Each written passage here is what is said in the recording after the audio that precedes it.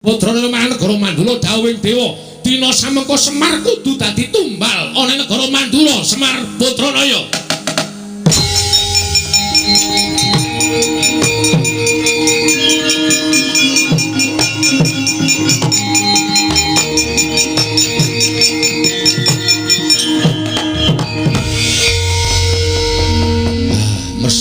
Mesti lho. Kowe arep ngopo, Bagong? Kowe arep ngopo? Sik, Pak, meneng wae. Ora sak omong kowe. Kene ra sing nanggapi aku ora gayeng iki, Pak. Kuwi sinuwun Mandura, wis ngerti. Aku wis apal. Iki ya bendaraku, ya pepundenku. Aku cetha banget omongane. Semar, kowe atagon ning Mandura, arep tanggo tambal. Bosok kupinge. Apa gong tambal? Tumbal. Hah? Tumbal. Tumbal apa tambal? Tumbal. Tumbal apa tambul? Tumbal. Tumbal? Heeh, saya nesu aku. Penyakit. Gugu karepe dhewe. Nek ra digenahke Petra iki mau aku basa apik-apik karo sampean. Neng barang digenahi karo Panakawan sing jenenge Petra kakangku nek Semar arep digawe ning negara Mandura nggo tumbal kowe lah kewanen kowe ling ngucap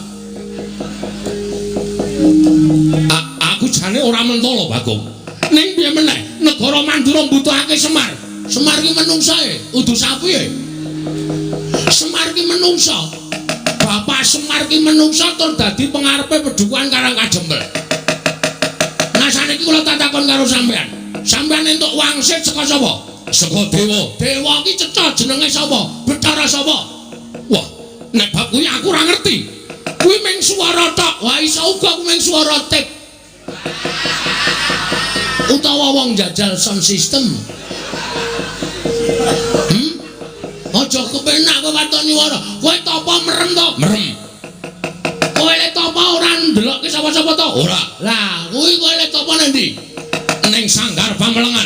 Sanggar Pamelengan iki wetengene nang omah ora? Ana. Lah aku mesti wong nyetel sound system. Udu swara dewa. Lah kok dadi kowe ngawur arep boyo karo Semar Gagabranganamaya. Badranaya. Nayantaka Bojogati. Duda Manangunung. Kowe duda Pak? Ora. Aku jenenge Duda Manangunung. Wis rasa cerewet wong ngono ndak takokke ora. Golek rondo Pak. Moh. Kok Duda Manangunung golek rondo engko nggo aku. Wis. Bares. Hah? Nek Bapak digawa menyang ngendi mau? Negara Mandura jelas aku ora ikhlas. Nek tekan negara Mandura Bapak kon ngopo lah? Sing liyane tumbal, ora masalah. Gawanen Bapak. Nggo ngene kene ya nggo apa? Nek Bapak terus digone negara Mandura kok arep dienggo tumbal, berarti kan mung dipateni.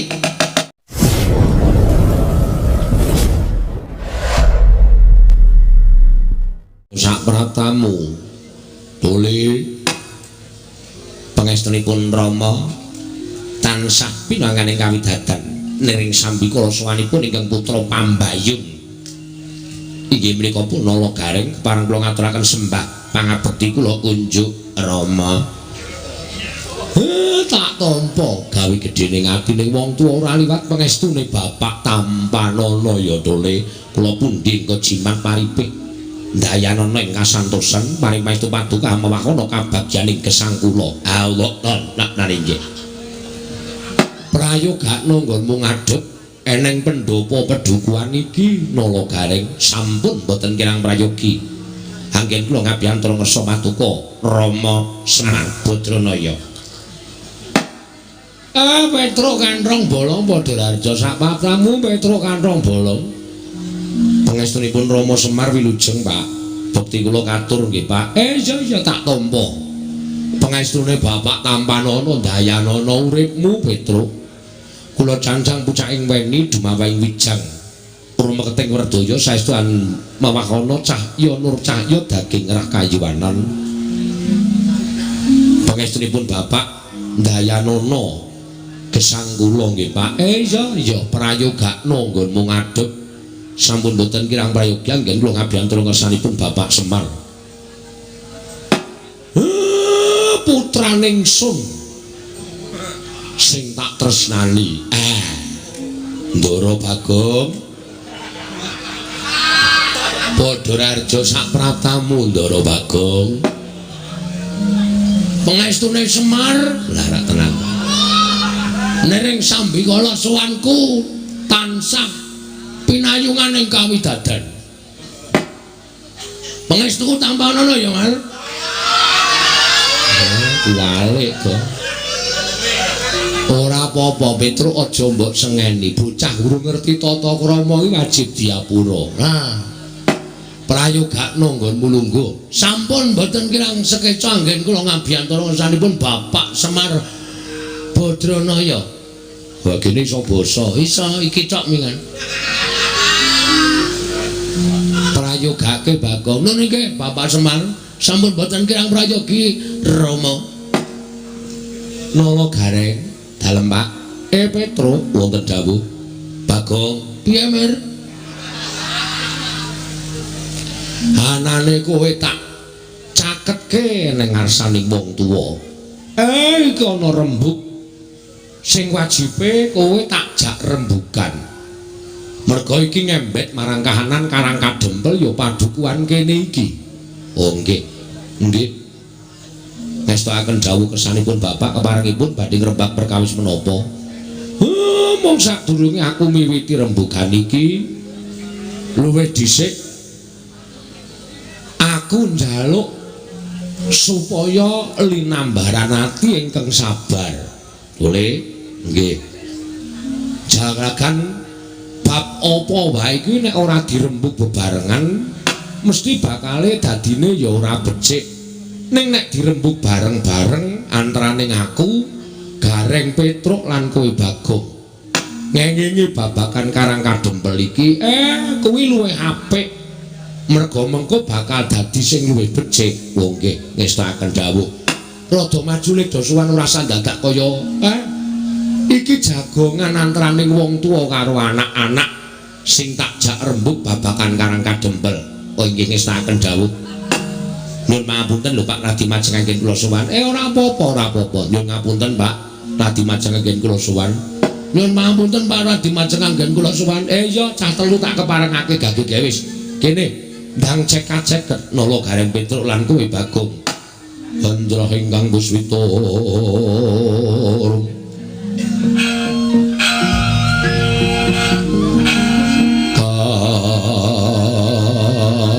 Kasiring Samirana mrip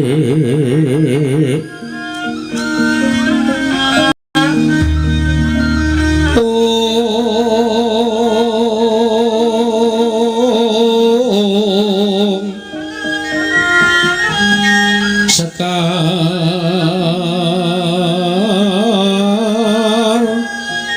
kadung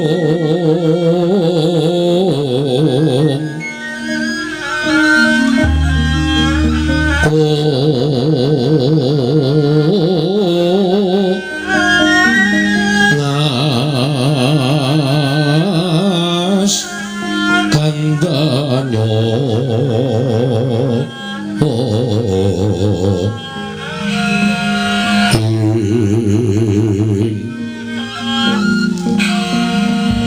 maweh raras retnaning driya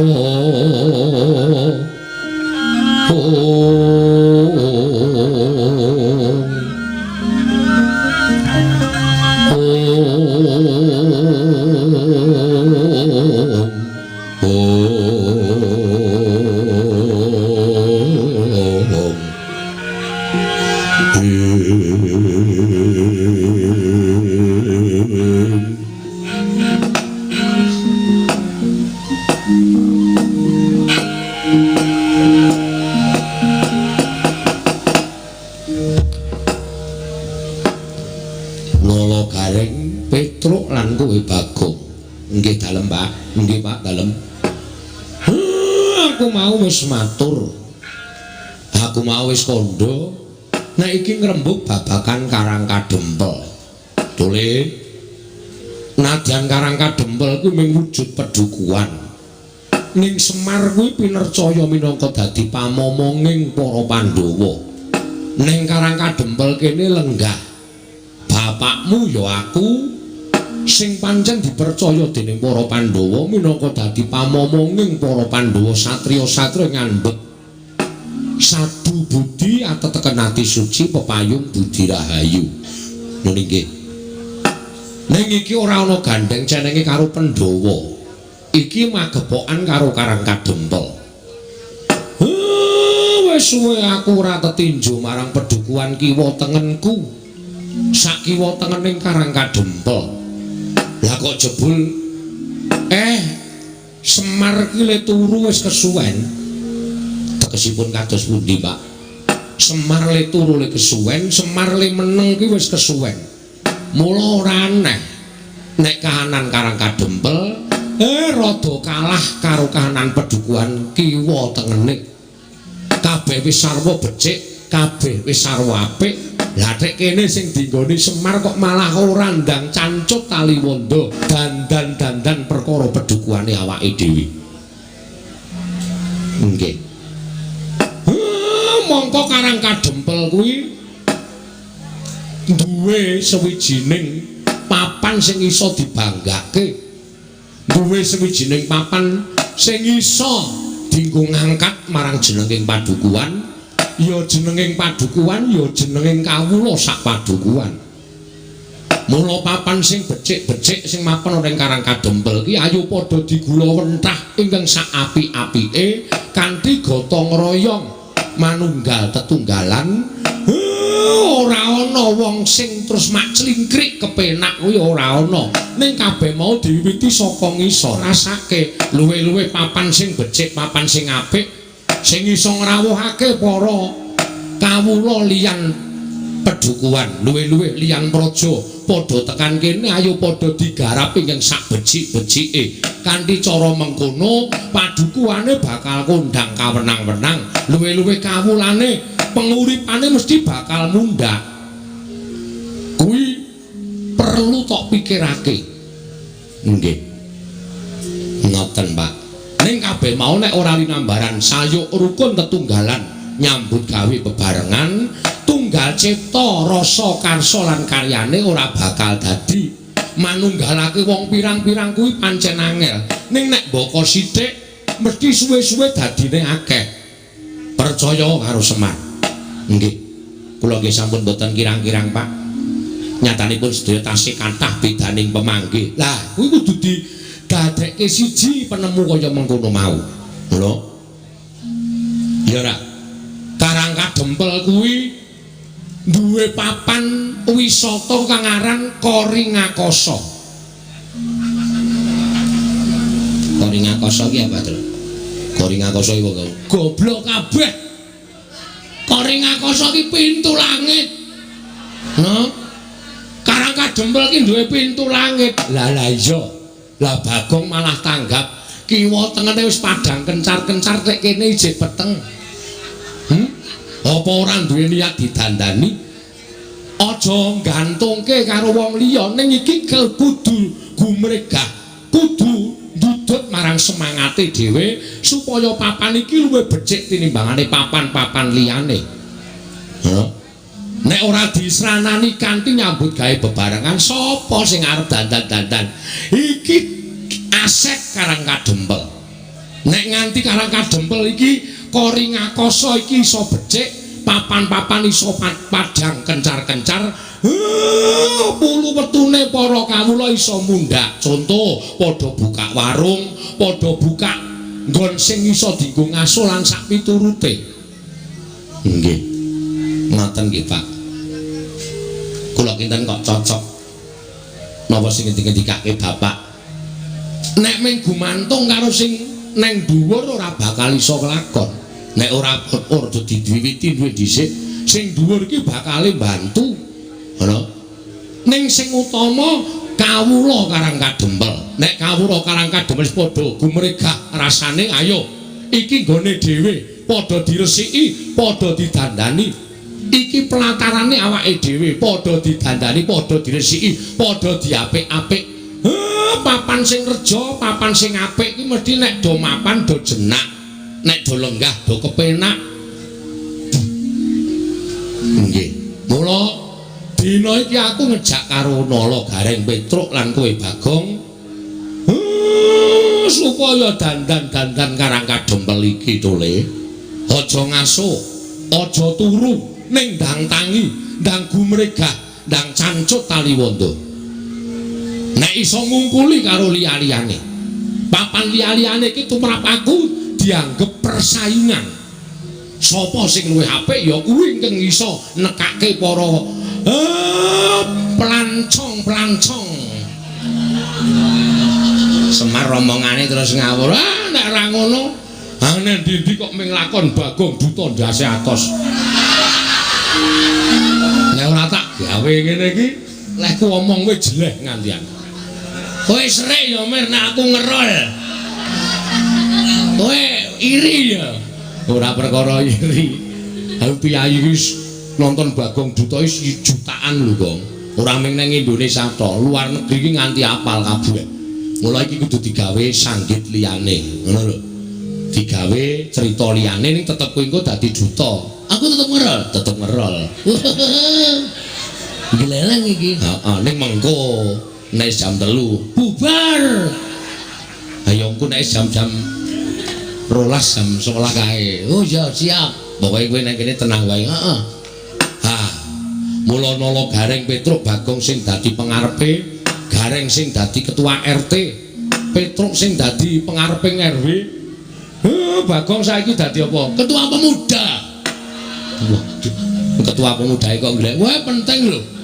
Cagak tuaing negara, cagak tuaing desa, cagak tuaing pedukuhan ki nek ora nom-nom, ora ana nom-noman, ora bakal jalan. Nah, saiki kewajibanmu nglumpukke para wiranom kuwi supaya sadar, supaya eling yen to papan kene iki no papan sing kudu digulawentah lan kudu diapik-apik supaya iso meningkatkan taraf hidup masyarakat. Oke, saya tak kone rapat.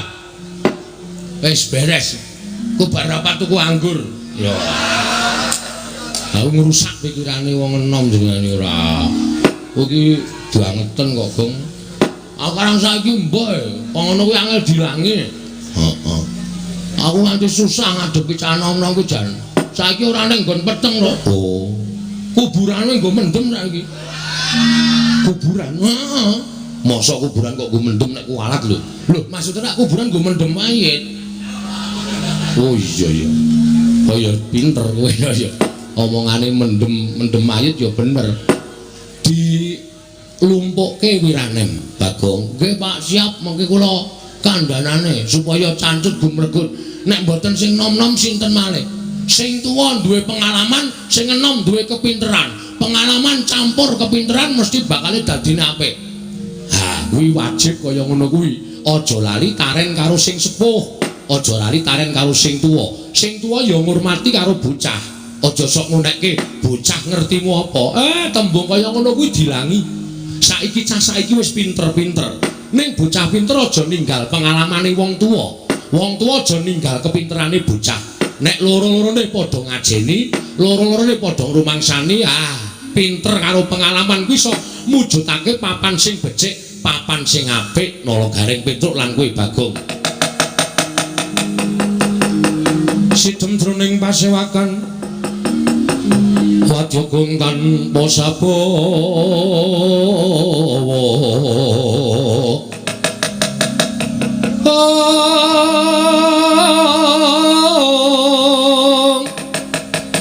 Kapraban dening Sang Nalendratama mangu-mangu-mangonengi lerwu sing duka cipta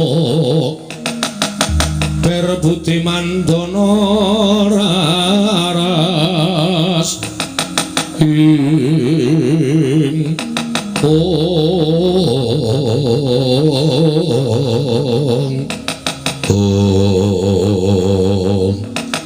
Dereng ngantos paripun sampai Bawacana. Kasaru ingkang prapta wonten ing Karang Kadempel nenggih lancur Pandhawa. Bambang Antasena Raden Garuda Sumawana Raden Antarja dumrajeg tanpa harapan akara kaget kang samya mulat. Adalah gawe kaget ngantos tratapan ati kula. Sedaya kawula padukuhan sami alok enten priyagung rawuh. Lah kok malah menika ndara-ndara kula lancur Pandhawa. Ndara Antasena kula ngaturaken bekti kula kunjung ngiten. Ya Kakek Semar ndak tampa. Ngaturke bekti karo aku tiba padha-padha. Pamujiku katur ya nggih kula tampi. Dadosaken bingah raos sing manah.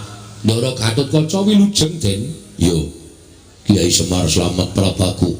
Aku ngaturake sembahku katur. Kok ngawawahi adat. Kula niki mung batur, kula niki mung Panakawan nek sampeyan ngaturke bekti karo Semar. Mengko kula kuwalat. Ora Kiai. Sembahku tampanono. Nggih kula tampi dawah sami-sami. Ndara Antarja wilujeng Den. Yo Kiai Semar Slamet tekaku. Aku ngaturke basaku katur ya Kiai Semar. Nggih kula tampi. Nala Gareng Petruk Bagong ndaramu padha rawuh ngaturna bekti karo bendaramu. Ndara Antasena bekti kula nggih Den. Nala Gareng tak tampa reng pangestuku tampanono. Kula pundi nggo jimat Ndara Gatotkaca bekti kula nggih Den. Yo Nala Gareng pangestuku tampanono. Nun nggih Ndara Antarja bekti kula nggih Ndara. Yo Nala Gareng tak tampa pangestuku tampanono. Nun nggih ayo terus urut ya Ndara Antasena bekti kula ya terus tak tampa pangestuku ya terus nggih. Ndara Gatotkaca bekti kula ya terus tak tampa pangestuku tampanono. Ndara Antarja bekti kula nggih Den ya terus tak tampa pangestuku tampanono nggih. Ya Kang sing arep sapa Antasena kuwi. Ndara Antasena bekti kula kunjung nggih Ndara. Ya Bagong tak tampa. Wah katon sumringah raimu calon dadi duta. Oh iya. Duta nendi? Dereng ngerti. Teng pundi niki mangke? Iya. Bekti kula nggih Den. Ya, Bagong tak tampa pangestuku tampanono ya Bagong. Nun nggih sangat anggen kawula mrindadosaken jimat paripe. Karada bindeng kowe pilek e. Oh iya. Ndara Gatotkaca bekti kula nggih Den. Ya Bagong tak tampa pangestuku tampanono. Nun nggih sangat anggen kawula mindu. Mundi. Apa? Mundi. Walik. Mundi ndadosaken jimat. Sing mburi sing ngoten Antarja kuwi ora apa ndarane kok ora apa to. Ora tau kepethuk e. Ora tau nggawe apa-apa barang. Ndara Antarja. Kae mbarepe Ndara Werkudara. Walah. Mbarepe Ndara Werkudara to? Heeh. Ndara Antarja bekti kula kunjung nggih Den. Ya Bagong tak tampa pangestuku tampanono ya Bagong. Nun nggih sanget anggen kawula ndadosaken jimat. Sasampunipun lenggah ingkang sekeca menapa wigatosipun kuwi bapak wae bapak. Bapak sing di kewajiban kuwi rasa dadak omong. Den matur nuwun. Dene sampeyan nuruti napa sing dadi penjaluk kula. Kaget rasaku kayak nalika semono aku nampa nawala saka Kakek Semar. Wondene surasaning nawala Kakek Semar nyuwun dawuh kelawan aku supaya sowan nganti Kakang Gatot karo Kakang Antarja. Ora janjane iki arek eneng apa lan Kakek Semar kuwi duwe wigati apa? Janjane ming sepele ning kula niku nek mboten atur kali para pepunden menika. Raos kula kok mboten kepenak. Arep duwe gawe apa? Kakek Semar. Kula niki duwe niat kalih anak-anak kula niku mbangun Karang Kadempel. Merga Karang Kadempel menika kathah papan-papan sing wajib entuk kawigaten saka kawula sak Karang Kadempel. Mila niat kula kalih para kawula sak Karang Kadempel kepengin mujudake papan menika kanthi sae lan ingkang saestu ngremenaken. Ning nuwun sewu gandeng kula niki wong sekeng, kula wong ora duwe. Kula niki wong sing urip kula niku mung cukupan. kebasan gegeden nempiak kurang sagak kakean gluduk kurang udan.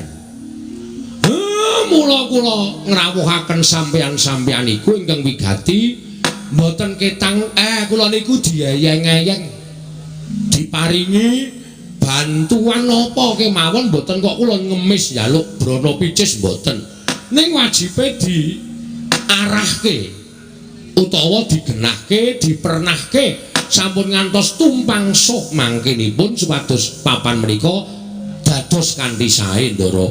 Oh, perkara ngono to. Nggih, nggih. Pokoke cekak gampange nyuwun dana. Saking Ndara-ndara Antarja, Ndara Garukaca, Ndara Antasena. Ora ya, Gong. Iku partikel kuwi luwih apik tinimbang dana. Nek dana kuwi ndang entek, ya nek dijake apik, nek kecake ora apik ya bakal entek. Ning iku partikel pikiran kuwi luwih berharga tinimbangane dana Prabeya. Lho. Ora nggo dana ora sah. Danane saka awake dhewe. Awak dhewe kudu wani geteh sithik. Ngono. Kudu wani berdarah-darah sik. Lho. Ana tetembungan berakit-rakit ke hulu, berenang-renang ke tepian. Lho, bersakit-sakit dhisik, bersenang-senang kemudian. Lara apa dilakoni? Engko kepenake dirasake bareng. Nek aku caraku kaya ngono kuwi. Ngono. Ora ana wong mukti, ora ana wong pinter, ora ana wong sugih. Langsung dadakan sugih kuwi ora eneng, mesti budidaya, mesti berusaha. Biyen yo saka cilik, biyen yo saka sithik dadi akeh, saka cilik dadi gedhe. Ngono. Ora ana wong kok tiba-tiba nampa duit sak gepok terus dadi sugih kuwi ora ana. Upama ana, kuwi engko mlarate yo gampang. Ngono ya? Wong kepenak ki nek mak clikrik tekan dhuwur kuwi engko tibane gampang, nek ora ngrekoso dhisik kuwi engko le medhun ya gampang. Ning nek direwangi ngrekoso, direwangi tapa brata, direwangi ngelih, direwangi prihatin, kuwi upama kelakon penjangkane bakale langgeng. Kuwi wong Jawa kepercayaane ngono kuwi. Ngono ya? Kula awak dhewe kudu wani ndandani Karang Kadempel iki nganggo apa kabisane awake dhewe dipernahke karo ndara-ndara kuwi. Mengko nek wis dadi awak dhewe kari ngenyam kepenake. Ngenyam kepenake kuwi ya ora terus kepenak langsung kepenak ora. Mboko sithik. Lho, kaya wong dodol kae buka warung ya ora terus laris biuk. Nek terus laris biuk kuwi tegese mesti tangga teparo do ngrasani, wis kae ngingu-ingu lan sak piturute. Ning mboko sithik. Nek masakane digawe enak, panganane digawe murah, tur ya ling ladeni kanthi senyum ramah. Aku pelanggane akeh terus dadi kepenak. Ngono ya, Tru? Ha iya, kuwi falsafah Jawa ora kena ditinggalke. Kudu diugemi tenan. Oh iya. Ha iya. Ha, milih saking menika, Ndara. Kula suwun sawetawis wekdal sampeyan mang lenggah sawetawis wonten ing Karang Kadempel. Mangke nek kula pun miwiti mbangun Karang Kadempel niki kalih para kawula sak padukuhan. Sampeyan sing wong pinter-pinter, sampeyan nom-noman sing pun ngenyam pamulangan, sampeyan sing piyai-piyai luhur, mestine anggene ngulir budi ngasah kadewasan benten kalian piyai utawa tiang-tiang saking padukuhan. Mang pernahke, mang tata, mang dunungke supaya apik tembe mburine, Ndara. Ya, yen ming perkara kuwi aku sagu kek. Ora ming perkara mernahke. Yen perlu kowe tak dampingi sarta kowe tak amping-ampingi tak kancani nganti rampung ing pakaryamu. Kyai Semar. Kang Samar pamoring sukma sinukmaya. Sinuwun. Damel kaget raos sing manahipun ing abdipun Semar. Tiang Agung Baladewa. Sami wilujeng rawuhipun Den. Yo. Kakang Semar tansah pinanganing kawitadaning ing sambi kula prataku. Adoh saka rubeda. Agung aturake pudyasawaku katur ngersane Kakang Nayantaka. Nggih kula tampi ndadosaken jimat. Waduh, Ndara Baladewa barang rawuh, Tru. Ndara Baladewa bukti kula kunjung nggih, Den. Ndara Tiang Agung. Ya nulung karing katompo pangestu Tamparana. Nggih, sangat anggen kawula ndadosaken jimat. Sinuwun mandura bekti kula katur nggih, Den. Ya, Petruk kantong belum tak tampa pangestu Tamparana. Oh iya, napa dinggo jimat paripe. Ndara Baladewa bekti kula katur nggih, Den. Yo Bagong. Ndak tombo bang sekut aman lho Bagong. Ini sang ngono ndi? Melu cepet iki lho. Aku nek ngomong cepet banget ya. Nek ra tak imbangi, aku ki biasane alon-alon ya. Kono kok cepet. Iya. Wah. Semar aja kaget aku prapta ning Karang Kadempel. Nggih. Wigatosipun menapa? Jejeripun tiyang agung mesinipun boten perlu rawuh enten Karang Kadempel. Cukup panjenengan utusan Ayaka Mandura nimbali dhateng kula. Hadan? Supados sak mangke kula saged sowan ning kok dagak kraya-raya rawuh teng Karang Kadempel. Wigatosipun napa? Kakang Semar. Sawangen Baladewa Kakang Semar dina samengko iki nganti persasat kaya wis ora duwe pangarep-arep urip. Ngerti lamun wis ana 3 sasi iki negara Mandura ketaman pegebluk. Akeh para kawula ing esuk lara sore ketiwasan, sore lara esuk tekaning pati. Mongko madal saring usada. Wis ora kurang-kurang gonku ngrawake para Brahmana Winasisiwa Sugata miyangkula nimpuna supaya nambak rengkaning praja parandening katindakake gagar wigartan antuk karya. Nganti adeking nata Mandura Baladewa disuraki dening para kawula sak negara Mandura. Sinengga aku sawijining ratu ingkang ora bisa paring pangayoman marang kawulaku. Waduh, Kakang Semar. Mandura geger. Ngendi-endi papan padha untran-untran, ngendi-endi papan padha unjuk rasa. Mergo ora nrimakake nggonku ora bisa nyirep marang pageblik niku momo nang Praja Mandura. Salajengipun kados pundi? Nalika semono wanci ingkang tak emtokake, aku nglakoni prihatin kanthi srana sari narite sesempek ron raja mola bebantal boto sarimbak. Nalika semono ana wangsiting dewa ingkang paring sasmita lawan Baladewa supaya aku sowan marang Karang Kadempel nyuwun biyantuning Kakang Semar. Lah namung sak kula. Terus kula kenapa cobi kula badhe nyuwun priksa. Kula kadawan menapa? Ya mung aku yen bakal bloko karo Kakang Semar iki mau, rasaku ora kepenak. Rasaku ora tekan. Ning yen to ngelingi kahanan negaraku, paripaksa aku kudu kuat lan tekan matur marang ngersani Kakang Nayantaka. Nggih, mboten napa-napa, mboten napa-napa. Mang paring pangandikan. Nek pancen Semar kudu dadi srana waliyaning Praja Mandura nggene ketaman pegebluk, kula mboten napa-napa, mang dawuh napa kula nderek. Sampun malih to kadhawan minggah gunung. Nadyan kula kadhawan jegur segara, kula purun waton dados waliyanipun negara ing Mandura. Kula kadhawan beto barang ing awrat kula sagah nglampahi, kula kadhawan mlampahi ing tebih kula mboten badhe selak. Waton dika Ndara Baladewa paring dawuh.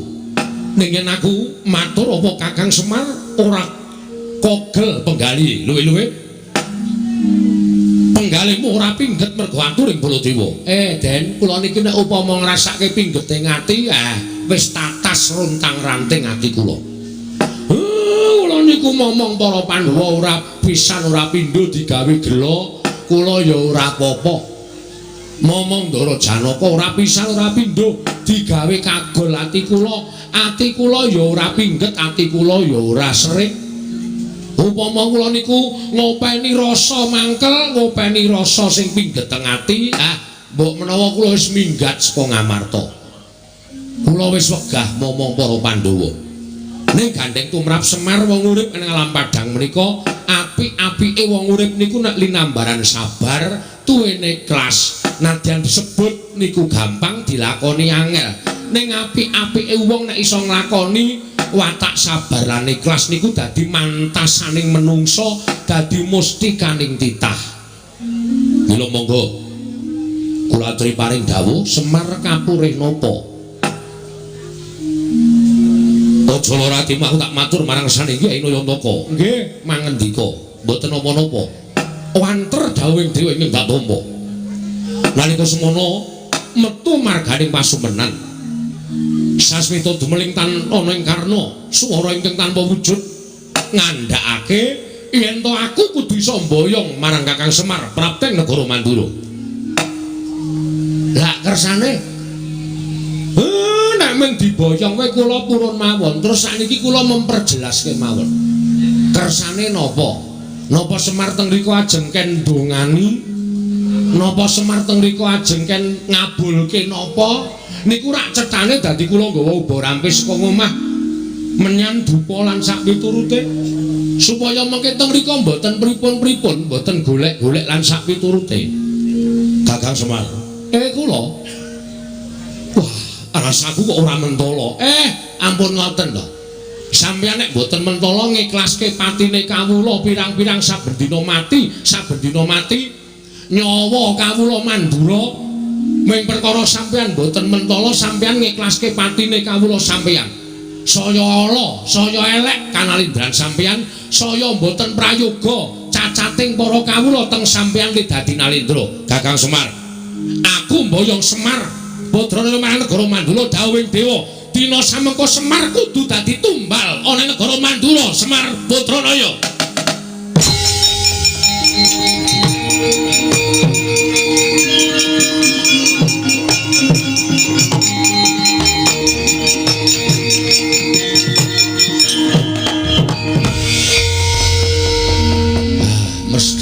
Mesti lho.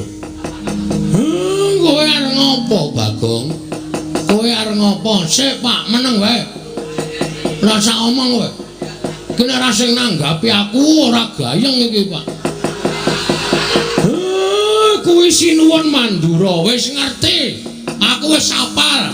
Iki ya bendaraku, ya pepundenku. Aku cetha banget omongane. Semar, kowe atagon ning Mandura, arep nggo tambal.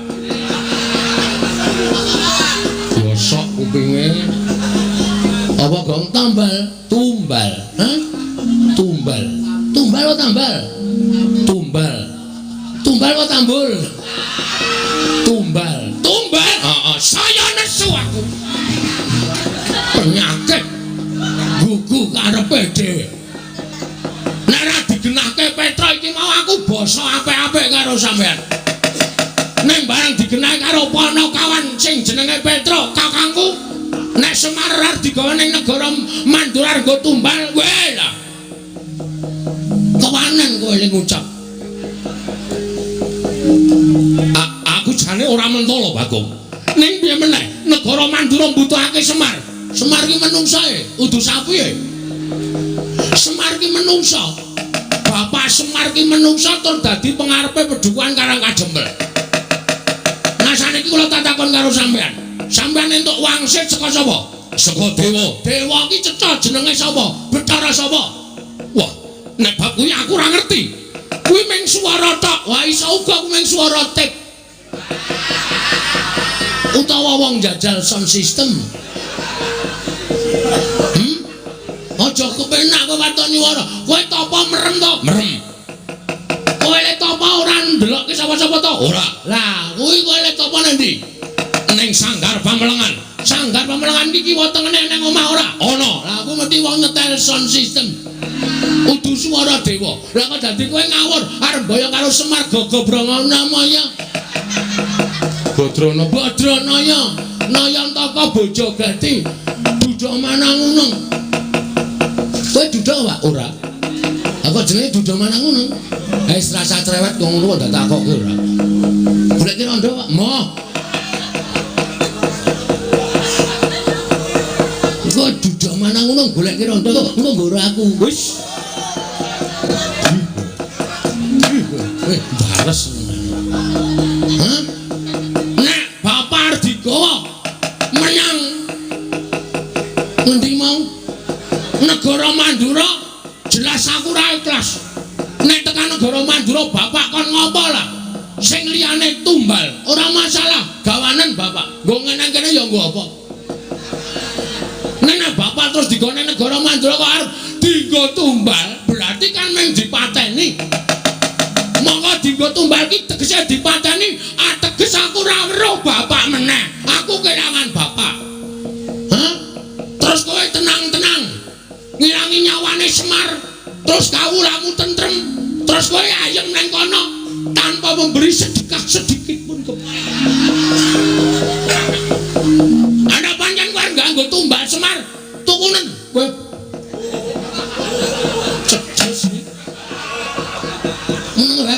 kayu larang kake, Pak. Ora apa-apa, ya. Ya, Tra ya. Petra setuju kok. Ora apa-apa ngono nek nyang-nyangane larang tak kake. Ora apa mati wae malah bener lho, Pak. Mangan iki urip perkasa to, Pak. Waduh. Jone Semar. Hah? Aku sing ora trima. Aku ora trima. Lah aku tekan kene kudu boyong Semar. Ora iso. Ora iso boyong Semar. Kena boyong Semar. Waton kowe iso nglangkai batange Bagong. Kowe lak kewanen, Gong. Ndoro Baladewa iki duwe pusaka ampul, Gong. Apa? Nenggala Alugara utamake Gunung Jugruk Segara Asat. Kowe duwe pusaka? Wah, ora ngerti. Nek mentamake Gunung Jugruk aku duwe to. Saya nek adem-adem ngene iki. Tak tamake Gunung Jugruk kabeh yakin mbok Gunung 10 wis to. Tamane Jugruk kabeh. Tenan aku. Yakin wis. Jenenge apa wis ora tak duduhi jenenge. Nek ngerti duduhi bentuke ya yo. Ya ya. Lah mentuk nanti kok gawan. Oh. Gawan padake iki. Anggere tak tuk ngono mesti grugutuk ngiwonengen.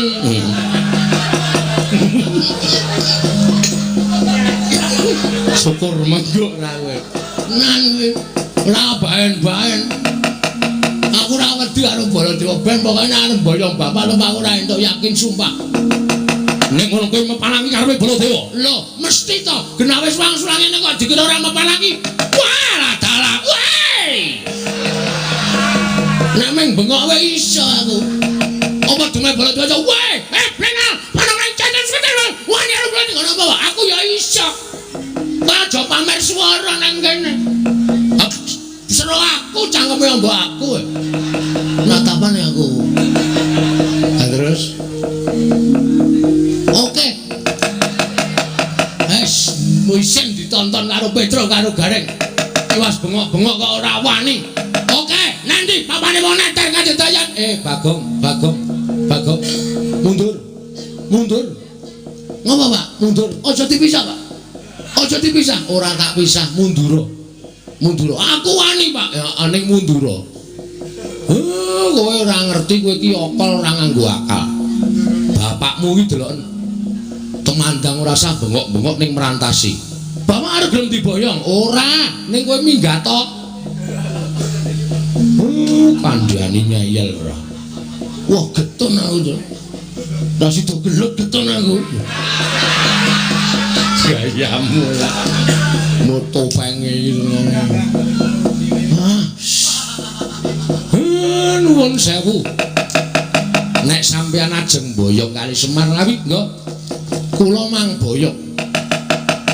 Kula ikhlas didadekke tumbal teng negara Mandura mboten napa-napa kula manut. Yen kowe ikhlas mapana dina iki tak boyong Semar Badraya. Monggo ndara kula kantun nderek kali sampeyan.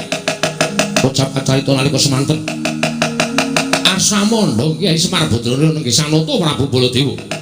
Eling-eling Semar pusaka bisa kandha jimat kang bisa ngucap kasir lan kadidayan linangkung bebasan Dewa Ngejawantah. Bupiar Sanggrayang Lurah Semar Badraya kena dayane Lurah Semar Badraya dawah kalenggak nata Mandura. Ilang sipating nata Mandura nenggih perjineman pasetan nggih lumayet nenggih Sang Jaramaya.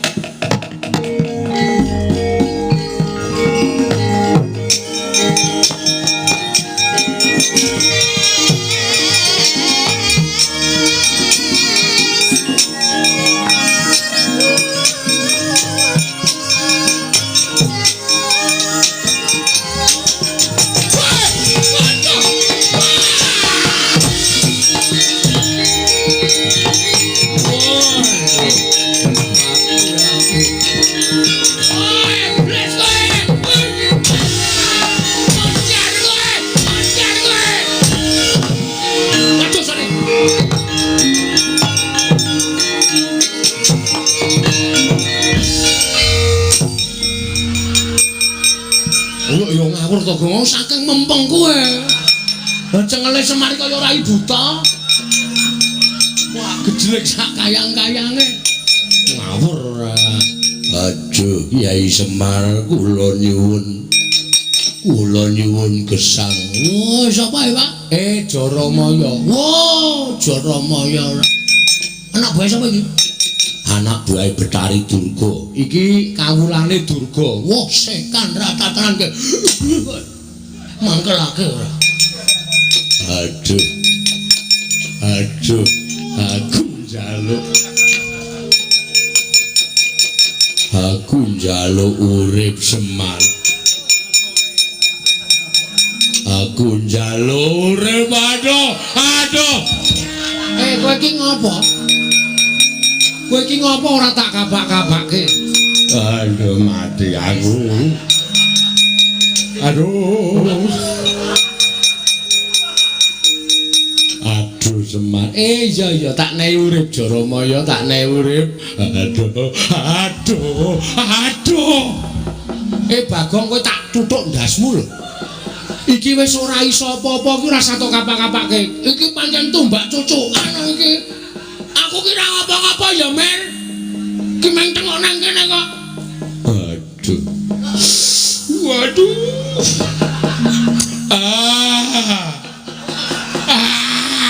Bagong, lah we iki jan wis iki tumbak cuk. Ki tanganku nang dhuwur wis lho. Ora ngapa-ngapa. Aduh.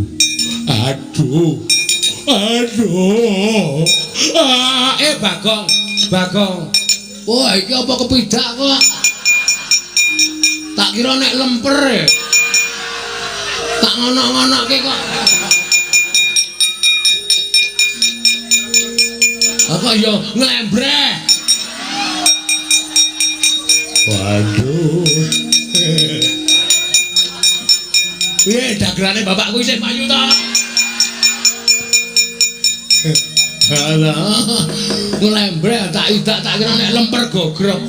Angger tak jokke kok aduh, tak undurke aduh. Lemper kok manak iki aku.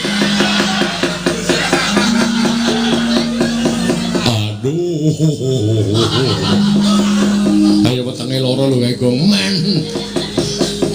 Atok gilek-gilek kok ya.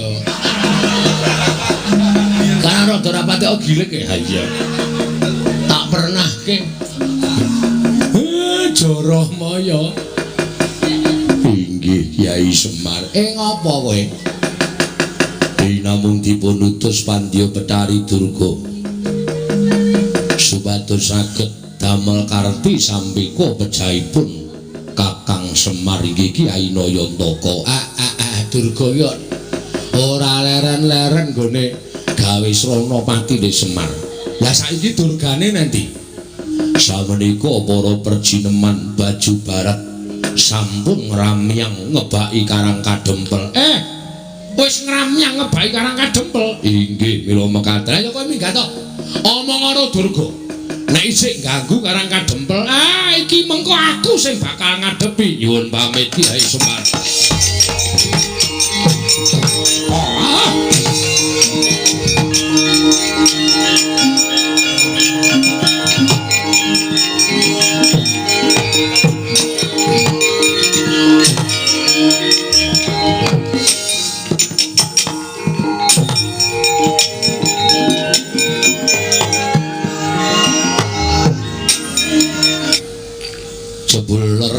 Ngendikanipun para sepuh sami nyebataken wong sing arep duwe gegayuhan kuwi cobane mesti enggal teka. Jebul niki wau Sinuwun Mandura ketoke blegere nata Mandura bareng kula sabda lah kok wujud Jaramaya matur nek Durga kali sak wadya balane pun ngramyang teng Karang Kadempel kuwi lah dal. Lah terus sampeyan pun sagu bantu kula to. Mula perkara wadya balaning Betari Durga niki kula pasrahke sampeyan kalih anak-anak kula. Kula tak ngrantam sarta kula tak mikir napa sing kula butuhke. Mengke supaya anak-anak kula sing golek. Oh ngono kae. Nggih. Yo nek pancen kaya ngono aku kari manut. Wis tak rampungane karo Kakang Garukaca, Kakang Antarja. Ning yo aja lali, kakek yo tetep kudu melu ngawat-awati. lawan tandange putra-putra Pandhawa iki kae. Nggih, ampun kuwatir. Kula tansah ngampi-ngampingi kalih sampeyan. Nala Gareng Petruk Bagong, kowe krungu dhewe Karang Kadempel diancam karo balane Bathari Durga. Mongko balane Bathari Durga kuwi bala sing ora ketok, sing do ngati-ati. Mungsuhmu bangsaning jin setan priprayangan sing watake angkara budi candala. Kawula padha dikon supaya tata-tata samapta ing gati sawiga ing diri. Nala Garengmu benga pedukuhan kabeh lawange kon nginep dhuwure kon menehi janur. Kanthi carana kaya mengkono ora bakal di leboni karo bangsaning Bathari Durga. Petruk karo Bagong ngulakana ndaramu nek ana apa-apa matur aku. Oh nggih Pak. Nggih pangesaken dawuh. Wis pepanggihan padukuhan iki dibubarake dhisik. Aku tak ketemu karo mbokmu. Tak jak itung-itung babakan garap kahanan Karang Kadempel. Oh nggih ngestaken dawuh. Karawitan Karang Kadempel kon ngiringi Bapak Semar. Oh nggih Pak. Wah jan. Kaya gendinge napa Pak? Gugur gunung. Ora wangun. Paling ora ya ladrang apa ketawang. Kuwi sing apik. Kuwi Tangerang. Ketawang kok Tangerang ora. Apa manut aku kuwi ora ngerti gel. Aku kuwi isane ming pangkur. Kuwi isane ming pangkur nek liyane Petruk kuwi sing menguasai. Nggih. Santi Mulya mawon Pak. Kuwi cocok kuwi. Santi kuwi aku cocok. Santi Mulya. Wis. Wis kono gek dunekke grembyang-grembyang. Aku gek tak mlebu, ndara-ndara kula pasrahke nggih Den. Ya, kek nyuwun pangestu. Kyai Semar nyuwun pangestu.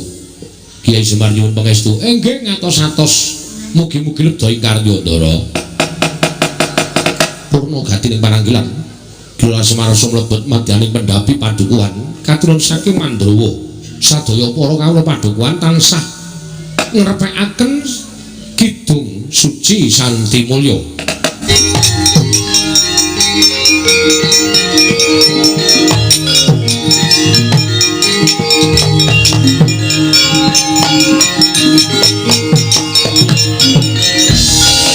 Nututi lamun katututan lamun mangsa prawira digdaya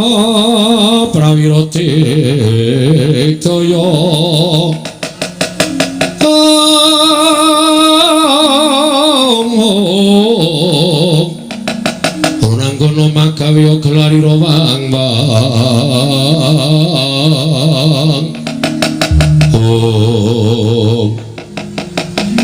satru ngaglah sapa iki takon karo aku satru ngrandu Gumbala Bambang Antasena. Ya dasar Kemaranyata. Sing buri sapa? Bambang Petruk Kanthong Bolong. Sing buri dhewe sapa? Mune Bambang Janturan wis ora ana lho Gung ngajar kuwi. Bambang wis ora ana. Aku Bambang Bagong. Ora kok nganggo Bambang kabeh iki ya men serasi kok ya.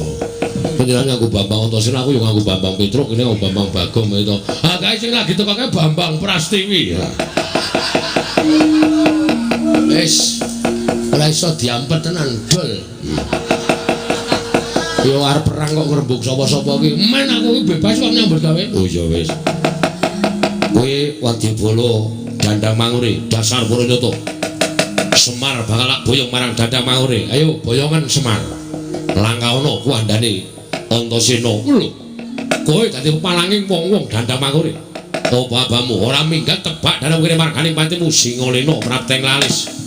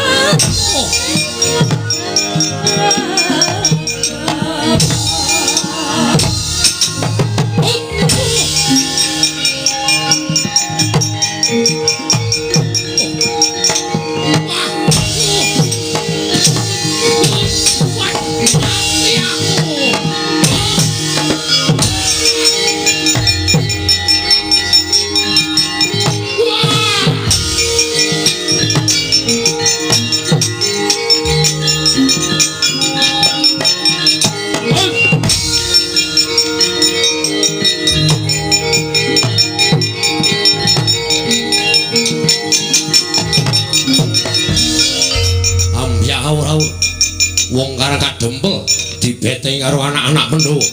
Kowe wong Dandang Manguri ya dasar para nyata satra sisik Antarja. Kowe sapa? Aku Tumenggung Salukat Katut Barat. Tumenggung Salukat Katut Barat. Arep apa? Boyong Semar Badranaya. Ayo sirnakno Antarja mati dening aku.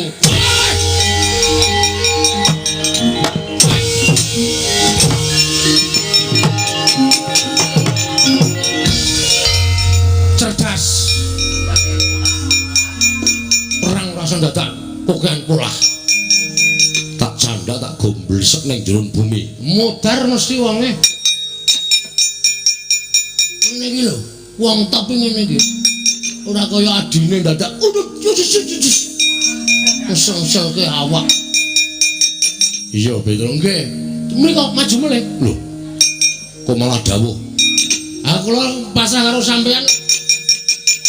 Adiku Garukaca durung manggang karya. Wah, dari iman marang ngaso ning antariksa kene. Nek ora tak celuk tuman wae. Kakane ro adine wis nyambut gawe, sampean teng pundi?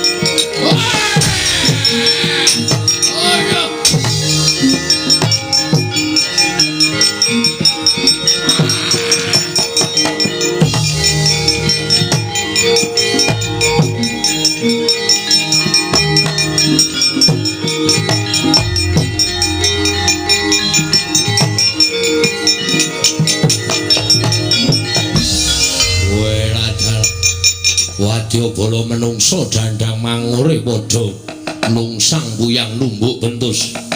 Ora kok padha kalah piye kae wae.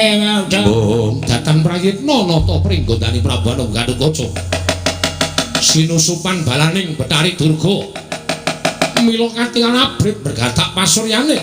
Nalika semanten datan tali wara anyan, ndak kira Petruk linarak wani kaget lisang Antasena wau.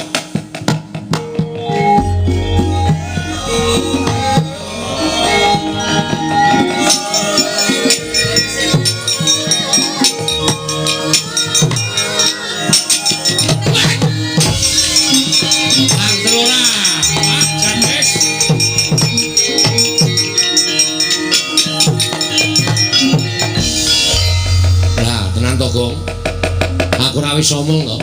Wadyabala Dandang Mangure iki ora mung agal ning alus ya ana. Nyatane Kakang Garukaca ora ana apa-apa kok Petruk dicandak glone ditekak dilarak kaya ngono kae. Pun nengke mawon men mudar sisan. Lha kok kok Petruk kok mati. Ben Petruk iki diutang aku ora tau nyaur. Men tekan Ndara Garukaca aja. Kae yo Kakang nek nganti ning apa-apa engko ndrawasi tak kandhani. Lah terus piye-piye? Manut aku. Doyak, Kong. Doyak supaya Petruk aja nganti mengko dipateni karo Kakang Garukaca. Nek nganti dipateni ngrekoso perkarane dadi liya mengko kok mati dening aku wae.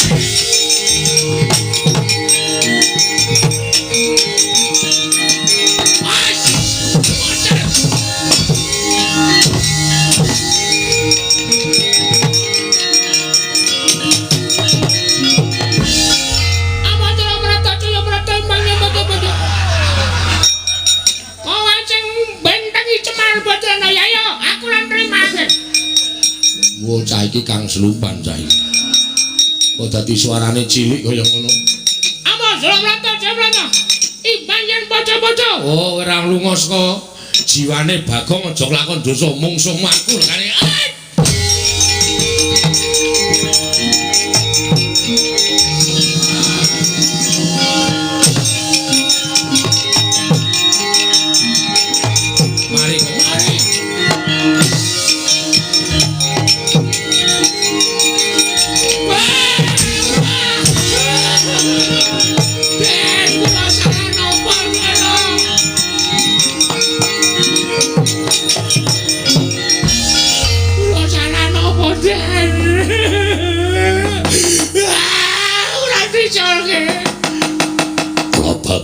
gawe macak bancak pundakmu jebol siramu aduh Kang Rek modar aku ra dadi col ampun kaya ngeten iki Dara sampean kenging napa Gus sampean kenging napa mit Kang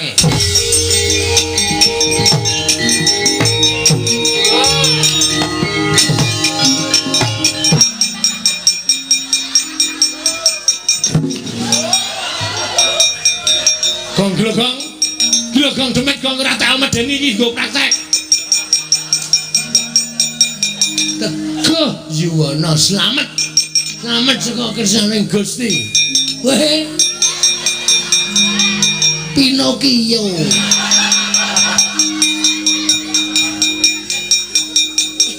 Teguh Yuwana slamet saka kersaning Teguh Yuwana slamet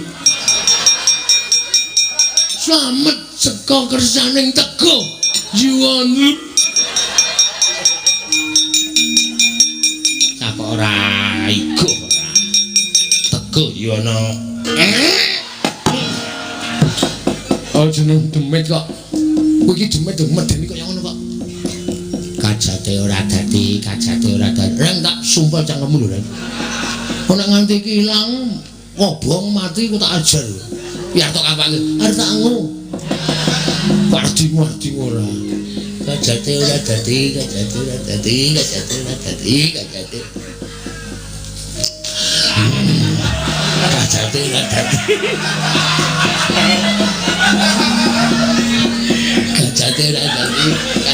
dadi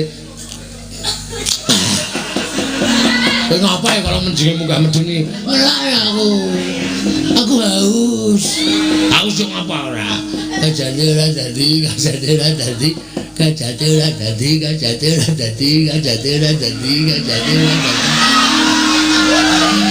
oh dan reng asline demite udu iki Andi nang kono ngeri tenan ya aku anak gendruwo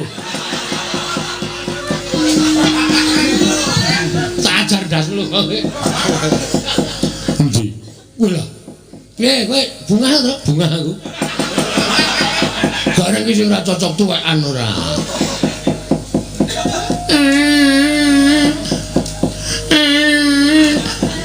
Gong sakit ya Gong aku jane melas lho bro demit kaya ngene aku sok melas lho iki ora ndi sanak ora ndi kadang senengane kudu karo menungso ngono kok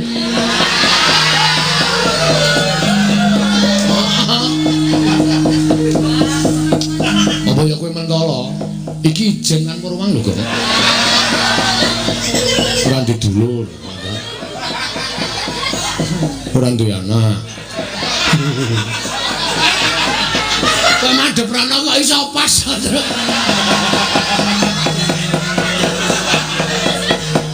mesake kok ya mbok ya wis saiki rasan di ngapura ngono lho supaya awake dhewe iki urip iki berdampingan heeh pancen iya iki memelas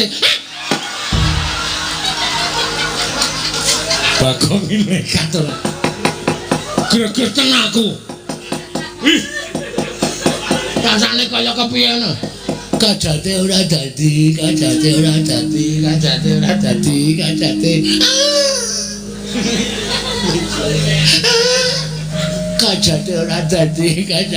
niku wonten papan sing keladuk endah keladuk kula dereng ngerti kula dereng tau weruh kok papan kok asrine kaya ngeten menapa menika ingkang winastan kayangan Bu Kulun iya iki kayangan Bagong waduh Bu Kulun bejo kemayangan sinung ora kangelan dene kula sampun dumugi wonten ing kayangan kemarang kula ngaturaken sembah pangabekti kula kunjuk Bu Kulun iya ya Bagong ulun tampa nun nggih ulun menika sinten lho kita wis ngaturke bekti kok durung ngerti kalawan ulun nuwun pangapunten Gladiwana Gulang Tepang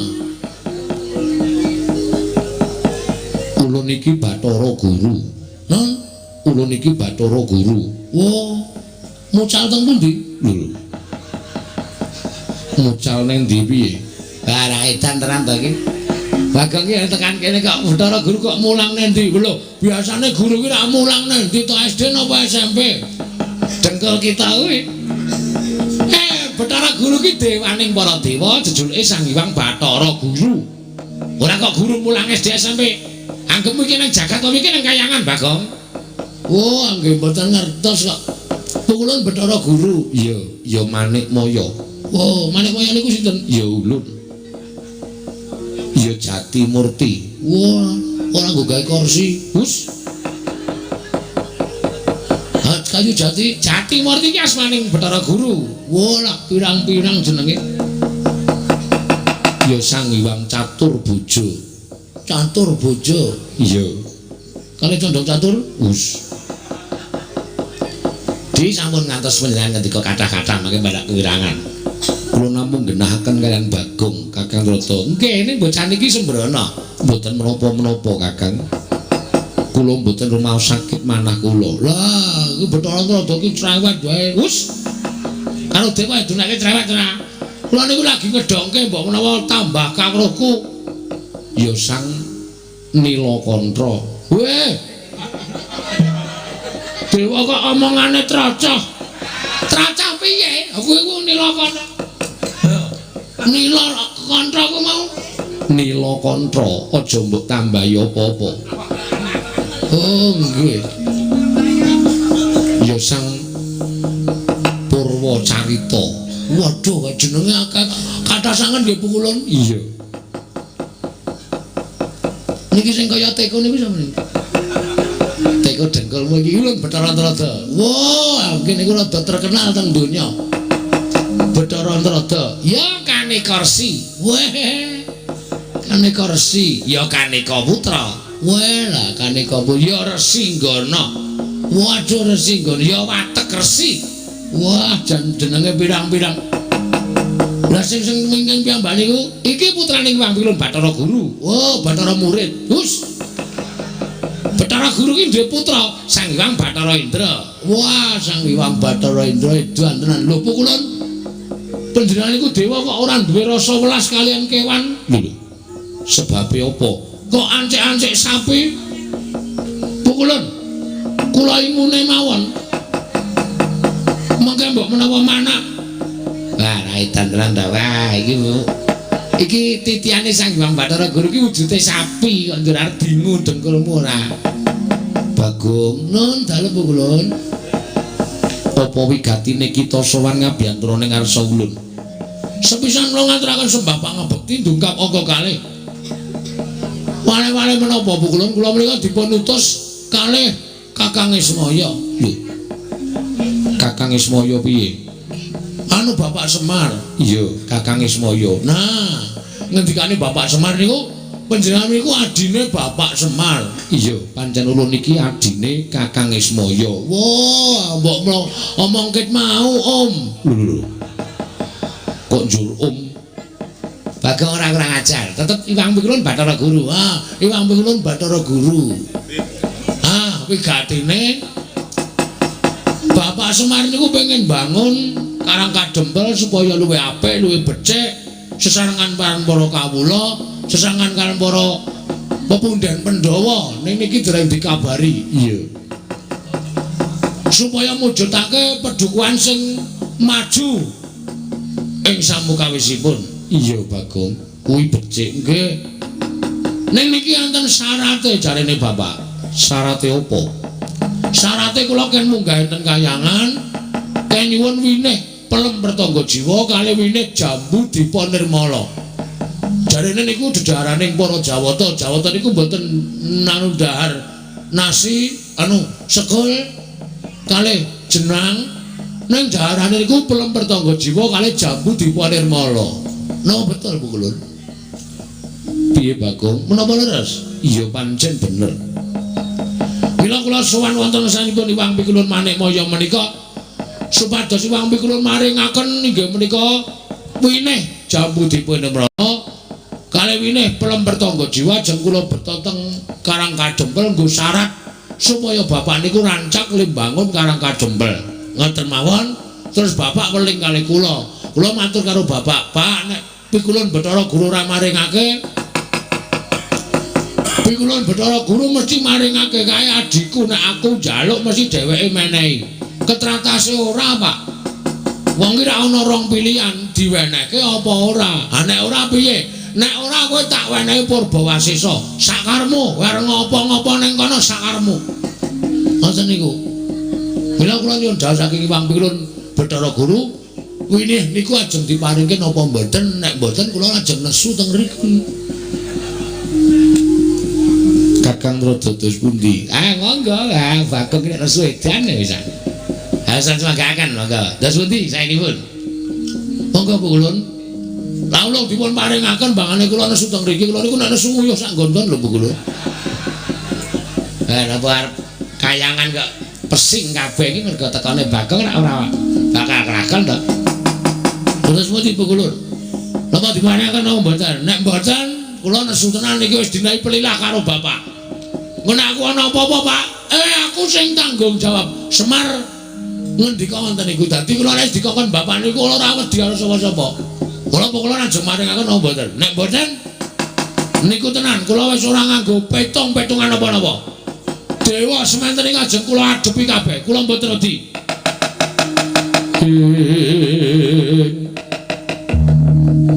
Jojo muntapler kena tabduka yayasinipe.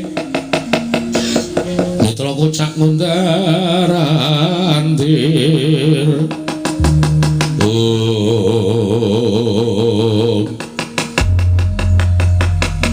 Bagong non sing gedhe pangapura kita winih perlemer tangga jiwa winih Jambudipun Nirmala kuwi mboya kena digawa marang Marcapada.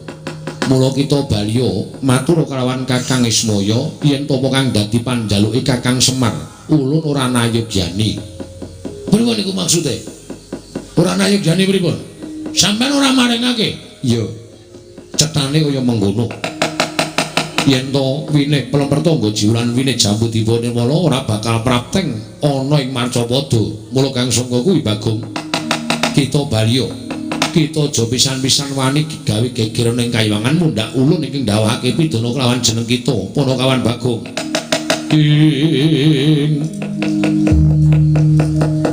Jojo muntapler kinetap duka yayasinipe. Netra kocak mundarandir.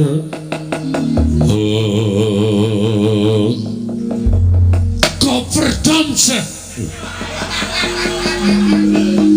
Iki basa apa ta iki? Iki rada nesu ngene iki. Dadi aja dipenging. Kula wis matur lho kula.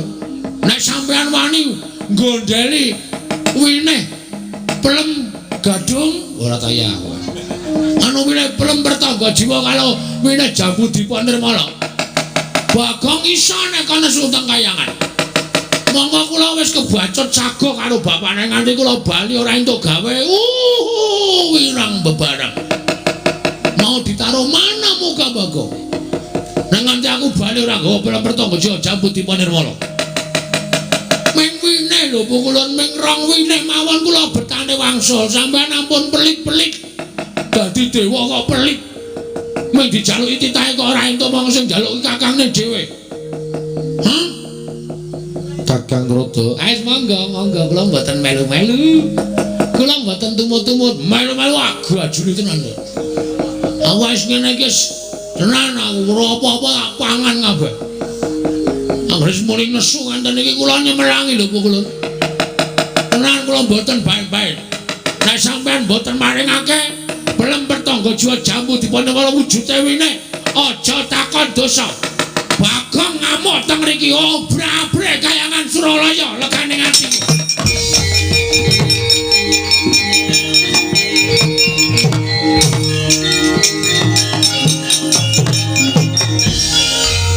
Yen ngono kita wani karo kadewatan. Mergane sampean cecelok. Sampean mung dijaluki kakane kok ora entuk. Njur ngopo nek perkara Jambudipun Nirmala pertangga jiwa ora jalan ning njono ora digawe yo karepe piye aku lawan. Kula ora trima nek carane ngoten iki. Bagong kita wani nguman-uman Sang Hyang Jatimurti. Kita wani nguman-uman kelawan Sang Hyang Bathara Guru. Dina samengko kita keluputan. Kita ulun cemplungke ana ing kawah Candra Dimuka. Ora wedi. Apa iku kawah Candra Dimuka? Ngerti ora kawah Candra ngerti ora? Kawah Candra Dimuka isine geni. Nggo ngobong wong sing dosa-dosa kuwi. Oh ya wis jelas itu. Ora ngerti aku tak kira nek kolam renang. Renang ya pinter nglangi padahal. Kita bali apa ora? Ora, mboten ajeng wangsul. Yen kita ora gelem bali bakal ulun patrapi pidana. Napa pidana sampean? Kula tampa. Nek pidana sampean ora temomo nang Bagong kosok baline. Sampean sing kula pidana. Guntur geni guntur angin sirnakno Panakawan Bagong.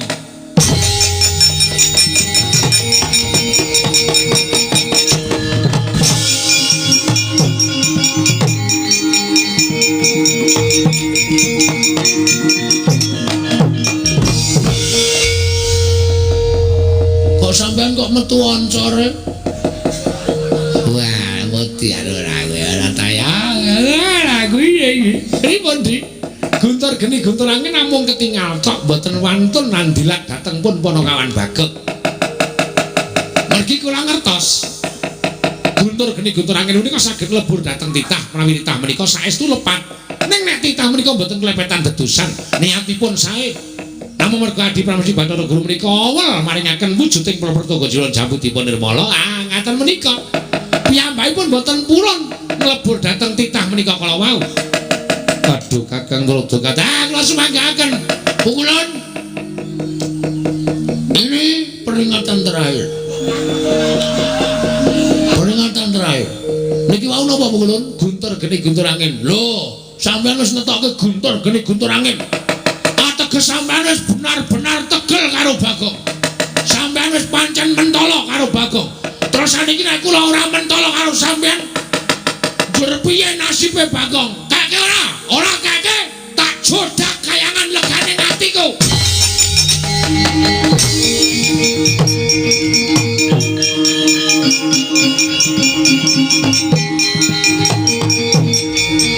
Wis, iki ulan iki kan piye? Aku digawe iso mabur.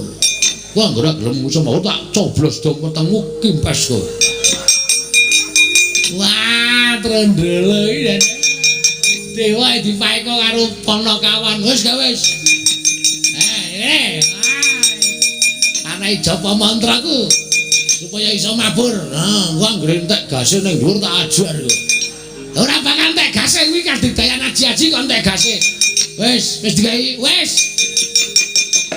Saka panguwasa ulun kita iso ngambatir kantara. Wah, matur nuwun Ibu Gulun. Ya, aduh. Sepatune tak wae. Wus. Ukuran pira kuwi? Iki papat loro. Wah. Nerada kok sikile jebebeh. Agi aku mung 36 kok. Kowe papat loro. Wah, wis karo gek mangkat minggat ana menawa wae ra. Wis aku ki bingung musuh kowe. Iki carane mabur kepiye? Angger kowe iki terus mangesti atimu kowe iki jejak Pratala. Del mesti munggah ngawiyat. Oh, siap.